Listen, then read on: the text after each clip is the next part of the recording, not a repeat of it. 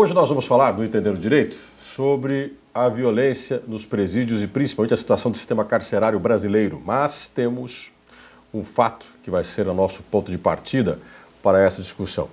O mini presídio, ou cadeião de Maringá, como costumam chamar, foi literalmente fechado e interditado pelo Ministério do Trabalho devido às situações de trabalho dos carcereiros e, é claro, a situação dos próprios presos, que agora estão sendo transferidos, vão ser transferidos para a casa de custódia. As mulheres que estavam presas no cadeião ainda permanecem.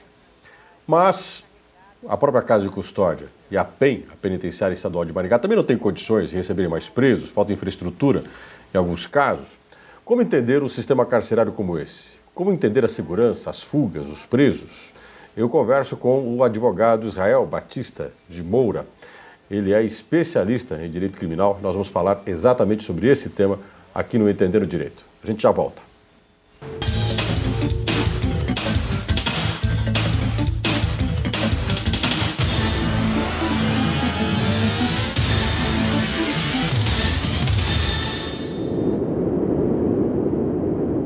O Entender o Direito de hoje vai falar de um tema polêmico, pouco entendido, mal debatido e cheio de rótulos. Sistema carcerário brasileiro.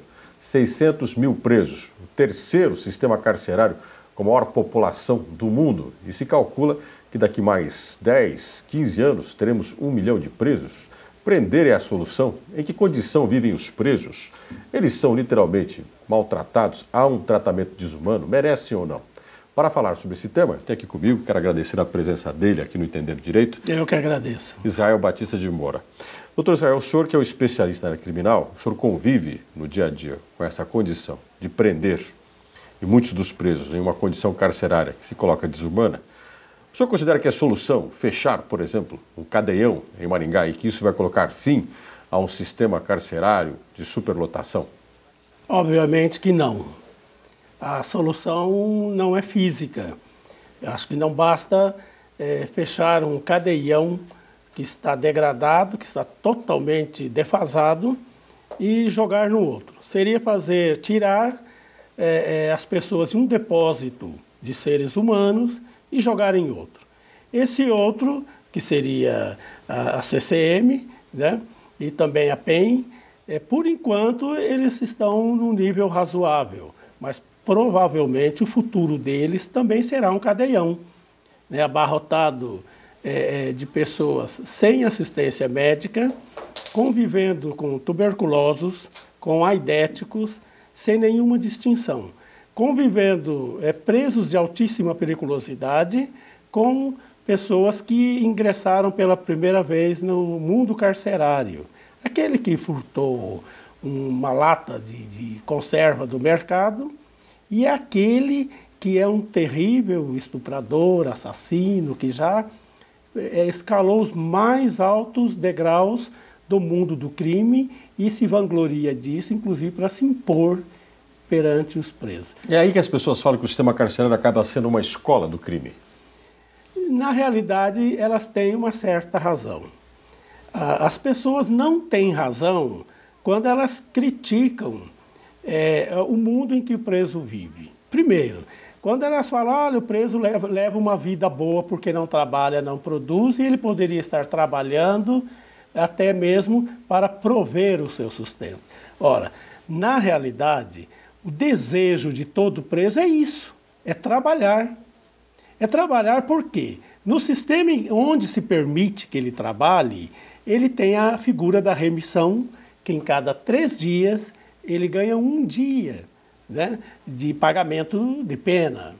Então todos querem, e até mesmo para se ocupar, para se distrair e para passar o tempo mais rápido. O Estado, lamentavelmente, não fornece a possibilidade do preso trabalhar. O que falta para isso? Falta uma política carcerária decente.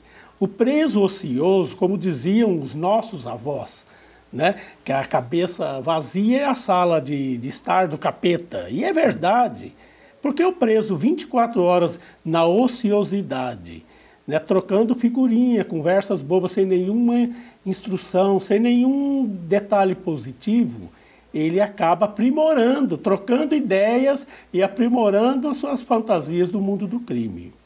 E o povo também não tem razão quando ele fala, não, o preso ele tem que ser colocado num paredão e fuzilado, porque aí nós estamos sustentando o elemento lá dentro, mas ninguém quer isso.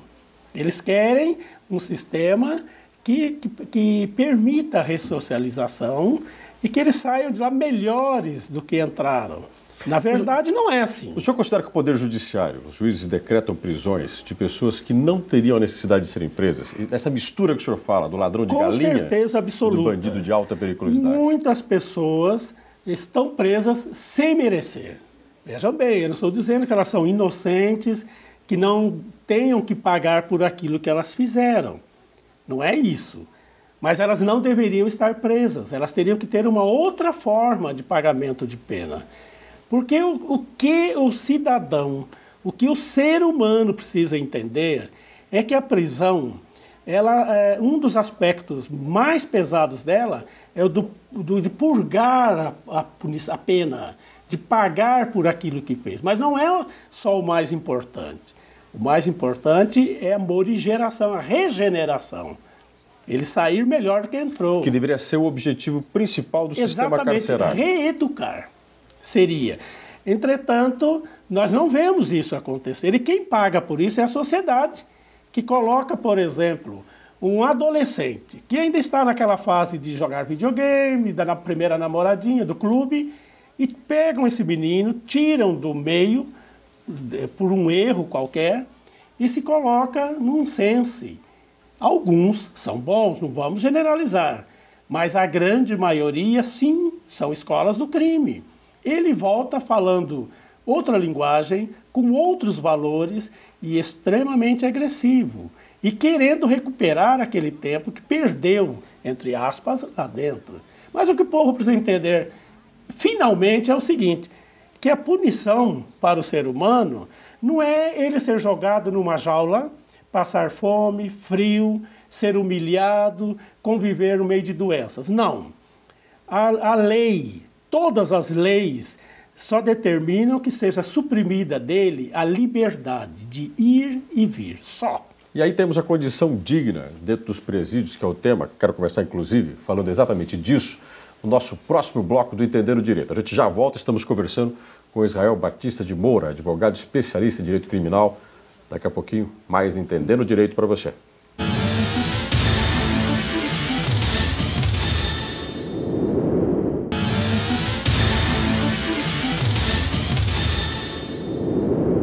O Entendendo Direito de hoje está conversando sobre o sistema carcerário brasileiro. Estamos falando aí sobre a superlotação dos presídios, a condição dos presos. E estamos conversando com o advogado, especialista em direito criminal. Estou conversando com Israel Batista de Moura. E ele coloca, para nós aqui no Entendendo Direito, de que é preciso entender o ambiente em que o sistema carcerário está construído. E a ideia da punição, que para nós deve ser prender, encarcerar. Contudo, a gente pensa sempre em reabilitar. As pessoas, é o que está na Constituição brasileira, devem merecer a oportunidade de serem reintegradas à sociedade. E parece que o sistema carcerário não trabalha com essa lógica em momento algum. Se você não pode, vou até ser irônico e talvez possa ser mal entendido, se você não quer ou você não cria condições para reabilitar, reintegrar, e você cria um sistema efetivamente punitivo e que vai passar anos punindo sem reintegrar, é claro que você solta na sociedade uma pessoa violenta. Exatamente. Fabrica mais violência e quem paga o pato no final é a própria sociedade, que vai ter que conviver com uma pessoa que por anos e anos foi todo dia esculpida para a violência. E depois ele voltará ao nosso meio. Nós estamos assistindo a uma revolução no mundo da punição, no mundo penal, que é o aparelhamento, por exemplo, do preso, o monitoramento eletrônico do preso, partindo do princípio que a única coisa que se pode tirar do homem na punição é a sua liberdade, não é tirar a sua saúde, tirar a sua moral, a sua integridade, não. A liberdade, ele só não pode se locomover. E isso é caríssimo para o Estado. O Estado não tem condições financeiras, psicológicas, materiais de manter um preso nessa circunstância. Então, o que nós vemos são situações terríveis. Os familiares dos presos também são punidos. A mulher, quando vai visitar o marido que está pagando pelo que fez, ela é também humilhada, ela tem que ficar numa posição ultrajante para ser revistada em suas partes íntimas. Ela tem que levar comida, ela já está sem o marido que é o pé de apoio. Mas ela tem que levar mantimento, porque o Estado não tem condições de manter, de dar alimento decentemente aos presos. Uma vez eu estava conversando com um motorista de táxi, olha que coisa engraçada, e ele falava sobre uma cliente dele que volta e meia o contratava, raras vezes, porque não tinha muita condição econômica, para levar ela para visitar o filho na PEN. E ela chegava de madrugada, às vezes antes do sol nascer, para poder entrar dentro do sistema carcerário em torno de 10 horas da manhã. E com todo o processo que ela tem que passar de revista, se tudo der certo. Esse ambiente, esse cotidiano de quem convive com quem está preso, é muito pouco conhecido pelas pessoas lá fora. Mas alguns falam também, e quem foi vítima do bandido? Tem também as suas dores, suas perdas. Como é que se cria justiça quando se fala das condições carcerárias que são desumanas e da condição de desprezo que se tem com quem foi vítima?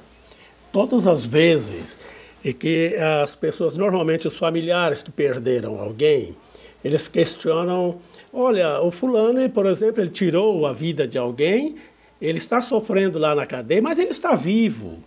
Mas é óbvio que sim, nós não podemos aplicar a lei de talião, o olho por olho, dente por dente. Ele está pagando dentro da lei dos homens por um crime que ele cometeu.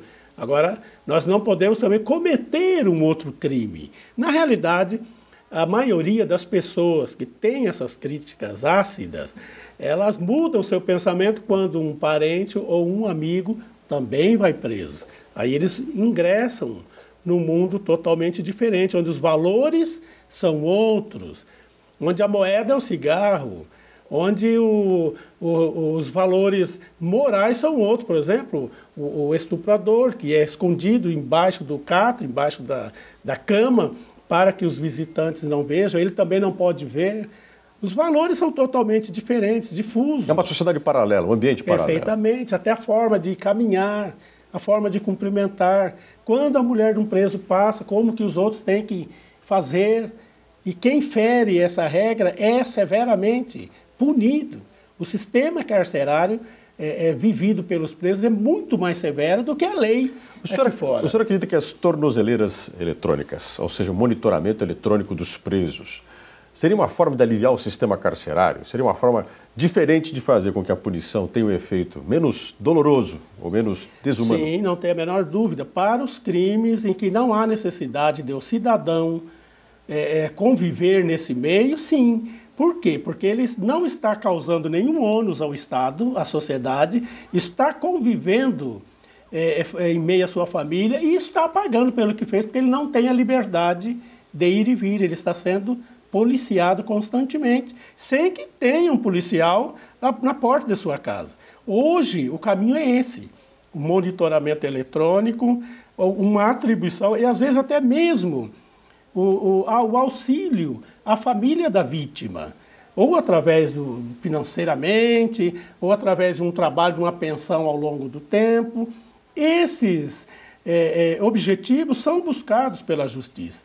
Hoje nós verificamos uma prisão célebre do Zé Dirceu, que a rigor da justiça percebe-se que seria muito mais eficaz para a sociedade se devolvesse aquilo que eventualmente o acusam de ter retirado da sociedade, do que ele ficar fechado numa sala pequena vendo televisão. Ou seja, que o crime maior dele, que foi retirar dinheiro público, não vai ser restabelecido ou ressarcido à população. E esses detalhes de tentar reparar o erro, reparar o dano, é muito mais importante, às vezes, do que simplesmente jogar um preso num cárcere e esquecê-lo lá para o resto da vida.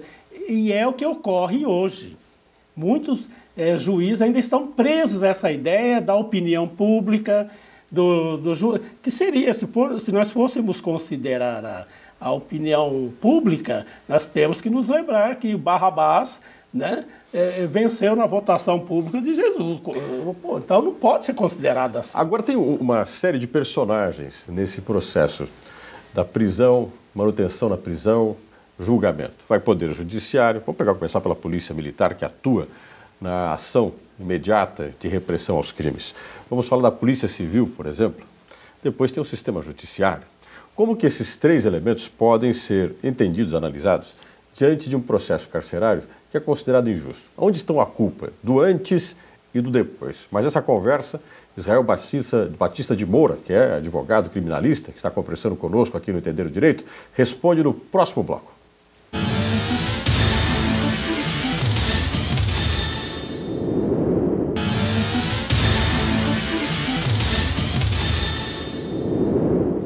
O Entender o Direito de hoje está conversando com Israel Batista de Moura. Ele é advogado criminalista. Estamos falando sobre o sistema carcerário, sobre as prisões, as condições dos presos.